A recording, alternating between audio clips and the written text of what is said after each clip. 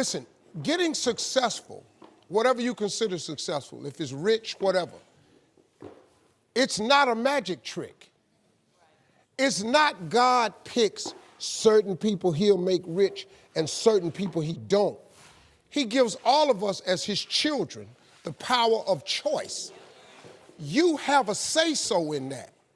You can decide to be rich, and with God's help, it's highly doable. But you first have to think it. The difference between successful people and non-successful people is here. I'm no better than none of y'all. I'm not a better person than you. I'm not a better Christian than you. God don't love me more than you. None of that. If you want to be successful, you have to change this. This has to change. Listen to me. It's not, what makes it hard is your lack of belief that it can happen for you. The fact of it is, though, it's very doable. See, but you got to change, though. If you keep doing what you've been doing, you're going to keep getting what you've been getting. So if you're at a place in your life and you ain't happy with it, you have to change some things. But you have to make a conscientious decision that you're going to change. And it's not dependent on anybody else. It don't matter what your mama think. It don't matter what your coworkers think. It don't matter what your siblings think. It don't matter what your children think. It don't matter. They have nothing to do with it. This decision is yours and yours alone. It's two people born in a hospital every day. It's a person that's born in a hospital that's going to get a job, and somebody born in a hospital that's going to give them a job. You get to decide which one you're going to be. You get to decide.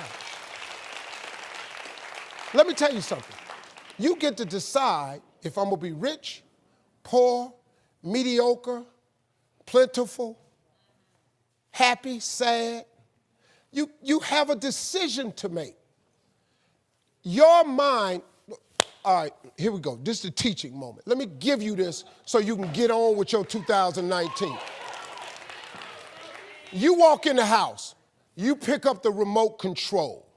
Let me teach you how this works. And you press the power button. When I told you 2019 will be the best year of your life, but you have to claim it. You have to expect it to be the best year of your life. You have to live your life with the expectation that great things are coming your way. And that's how it works. Now let me teach it to you. You grab your remote, you press the power button. What do you expect to happen? You expect the TV to come on. Guess what? It come on. If you want to see Sports Center channel 46, and you press 46 and OK or select, what do you expect to come on your TV? Sports Center. And guess what show up? Sports Center. They got the concept of creating a remote from the Bible. See, God is tied to all of this. You better understand what I'm trying to tell you now. The Bible says, a man is as he thinketh. God created us in his image. God thought of this world. He thought of it, so he created it. So he made you just like him, that your thoughts can create things. He made you just like him. Now, you can't go make earth and heaven like he did, but you can make a better world for yourself. There is a scripture, Habakkuk 2:2. It says, write the vision and make it plain, so that he who reads it will run to it. And even though it tarry means take a long time, wait for it, for surely it will come at an appointed time.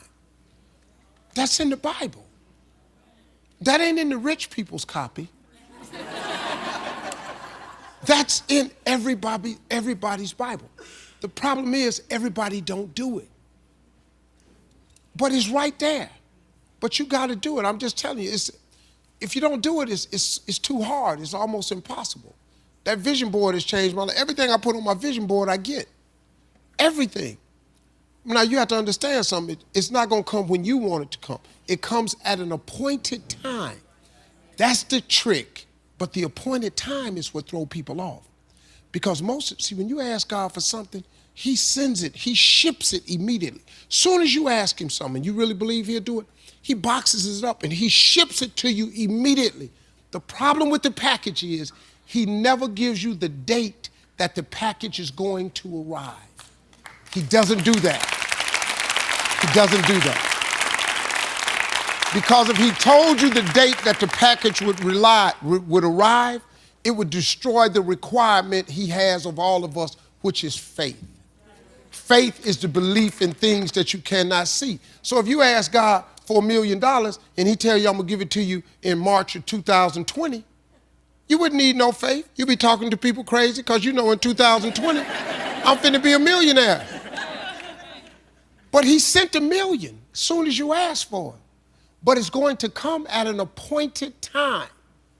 The problem is people stop waiting on the package. Then when it get to you, because he delivers only to Faith Street, when he delivers to you on Faith Street, but you done stepped off of Faith Street, you over here on I don't see how circle. He don't ship there. Instead of staying on Faith Street, you done stepped over here to I don't believe it Boulevard or it took too long Avenue. Then the package come to Faith Street. It's just like the post office and FedEx. If you ain't there to receive it, it got to go back. That's how it works, man. Motivation isn't real. Everyone says this. Motivation is not real. Discipline's real. I do not feel like training, but I still train because I'm a disciplined individual. You don't get to go through life only doing the things you feel like doing. So this is down to you, my friend. And listen, you may feel fired up for 10 minutes after this little talk, but you're not going to feel fired up forever. You need to put systems in place. You need to get discipline. You need to get an atmosphere of people around you who are going to keep you accountable and not make it easy for you to continue to be a fucking nobody. And then you're going to fix your life. Otherwise, you're going to stay a nobody. You're tired. You don't want to work. You want to go to sleep and just relax. You do it fucking anyway. That is the most basic imperative of the masculine frame, which has been destroyed in real time. They are trying to convince you that you should act how you feel. You should show more of your feelings. If you feel this way, you should show it. If you want to cry, cry. What I'm saying is the reason they're trying to bring out emotionality in you is because of exactly what Myron said. Most of the time, you don't feel like doing the things you're supposed to do. But the true masculine frame throughout history was doing the things they didn't want to do, but they knew they had to do because they had honor and duty. That's what honor and duty means. Do you think the men on the Titanic wanted to stay on the fucking Titanic? No, we're men. We have to stay. We're scared, but we must. It's our duty to let the women and children on the lifeboats. This is masculine duty. A good man controls himself. I have absolute self-control. Emotional control is absolutely and utterly important as a man. I'm saying that you need to understand as a man, there are certain principles under which you act, regardless of how you feel. I can wake up in a terrible mood. I can wake up sad. I can ache. I can have a busy day, stressed, etc. I will complete the same tasks as if I woke up in a fantastic mood. I'll do the same things because how I feel has no bearing on the things I'm going to do with my day because I have duty to myself and to my bloodline. Because you think there's something wrong with you. You go, well, I lack motivation. I don't have the motivation to go to the gym. Well, here's the news flash. Neither did I. And I still did it. So now what are you going to say? Now you have no excuse, right? Oh, you're scared to get in the ring. So was I. I still did it. Scared to get in the cage. So was I. I still did it. Being a man isn't about not feeling things. It's about acting the way you're supposed to act regardless of how you feel. We act. We're men of action. We get things done. So the world got built. All of it. All the men who built the skyscrapers felt scared. They did it anyway. You need to become a man of action. Stop worrying about how you feel and start worrying about what you're supposed to be doing. How about that? I've always been disciplined with myself because I've always lived a disciplined life. I lived in a disciplined household. Like there was no such thing as I don't want to. So even now if I wake up and I don't want to do something, I don't need someone to tell me to do it because I'll do it anyway. I mean, who wants to run a marathon? Nobody. Who wants to do that? You just do it, don't you? Because, you know, it's the thing you're going to have to do, and you have to blood, sweat, tears. There is a version of the world where you can feel things and really not give a f how you feel. Like, if I feel sad, it does not change how I act, and it does not change the things I do. If I don't feel like going to the gym, I go to the gym. If I don't feel like working, I will still work. If I wake up in a happy mood and I have a business to run, if I wake up in a sad mood, I have the same shit to do. I'm going to get it done. So where's the importance of it? It's in my mind, that's how I view it. Like, how does that affect what I'm going to do? Well, nothing. It doesn't. Motivation in and of itself is a scam. I don't believe in motivation. I believe in discipline. I am not motivated to do the things I'm supposed to do every day. I don't wake up full of like joy. I have to go to the gym, or that I have to work, or I deal with crap. I don't feel motivated to do them. I'm disciplined. I do them regardless of how I feel. Whether I'm in the mood to do it or I'm not in the mood to do it, it gets done. That's discipline. Discipline's a real thing. Motivation is fleeting. You're never going to be permanently motivated. If you're the kind of person who can only try hard at something he enjoys, then you're going to fail. If you truly want to win, you can't only want to win when you're happy, and you can't only want to win when you're motivated. You're competing against men like me who will perform even when it's raining, not only when the sun is shining. And if you're going to be the kind of person who can only do it in one of those scenarios, you are going to lose. You must be prepared to perform all of the time. I have a lot of people who message me and say, oh, I struggle with motivation. And my answer is simple. Then stay a loser. If you can't find the motivation to not be a loser, then I strongly recommend you just stay a loser, stay in your lane, and stay out of my way. I have no time for people who cannot find the motivation to fix themselves and fix their own lives. I've been the kind of person who will perform 7 days a week. Doesn't matter how I feel, doesn't matter what's happened, doesn't matter if I'm happy or sad, things must be done. And this is the mindset you need to adopt if you want to be a winner. I think a man should have absolutely no interest in whether he's actually happy or not. If I wake up and I'm unhappy, I will do the exact same things as if I am happy. I will go to the gym the same. I will work the same. How I feel has no impact on how I live my life. I don't think happiness as an index is a healthy view for a man to have on life success. If you're waking up and going, oh, am I happy, am I not? You're looking at life wrong. I think of a man, if you put happiness if you move it down the scale, right? And you start looking at, am I successful? Am I competent? You know, am I achieving things? Am I respected? If you start to look at these indicators of your life, you're going to end up being happier without actually analyzing if you're happy or not. You have to just work. At some point you have to bite the bullet and just work. Working harder is never going to not help. No matter what scenario you're in, working harder is never going to not help you. And it's amazing that I give different versions of the same answer for 99% of the questions I'm asked. Work harder. If you have a problem, whether you're broke, whether you're out of shape, whether your friend dies, whether your girl leaves you, whether you're depressed, whatever it is, working harder is almost always the answer. So you know what you need to do.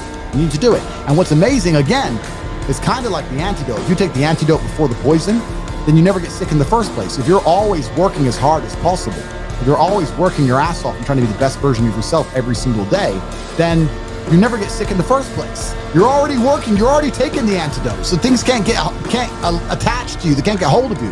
Working hard is the antidote to everything. So why don't you just do it in advance? Why don't your life just become work like mine? Why don't you just dedicate yourself to a cause and get up and do what you're supposed to do every single day? I can't stand quitters.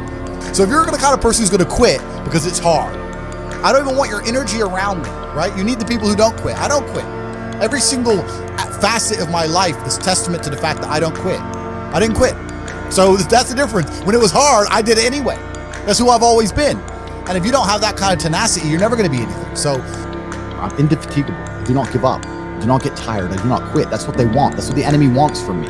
They want to try and win a war of attrition. They want to wear me down and hope I quit and give up. I am not that guy. I'm not that guy. I'm the guy who keeps going.